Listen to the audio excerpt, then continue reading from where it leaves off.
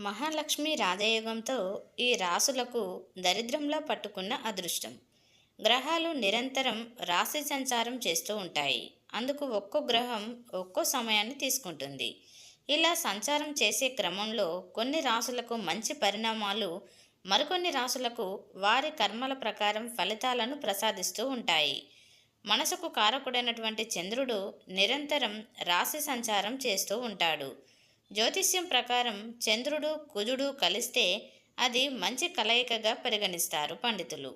దీనివల్ల మహాలక్ష్మి రాజయోగం ఏర్పడుతుంది.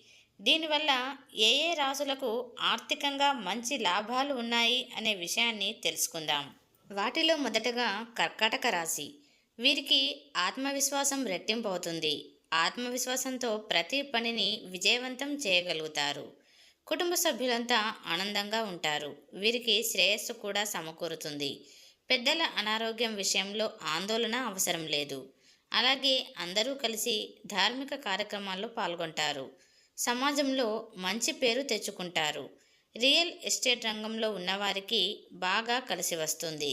అత్తమామల నుంచి మద్దతు లభించి అనేక ఆర్థిక లాభాలను పొందుతారు. వ్యాపారస్తులకు బాగా కలిసి వస్తుంది.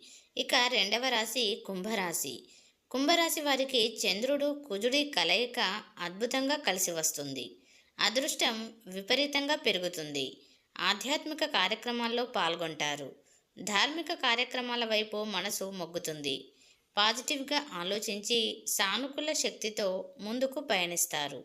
ఎదుటివారితో మాట్లాడే సమయంలో మీ మాట తీరు బాగుండాలి. అదే మీకు విజయాన్ని కట్టబెడుతుంది.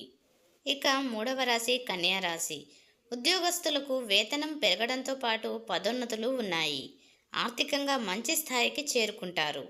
గతంలో కంటే ఇప్పుడు బలపడతారు. డబ్బుకు సంబంధించిన సమస్యలన్నీ పరిష్కరించుకోగలుగుతారు. ప్రేమలో దీర్ఘకాలికంగా ఉన్నవారు తమ సంబంధాలను వివాహం దిశగా తీసుకెళ్తారు. ఇరువైపులా పెద్దలు అంగీకరిస్తారు.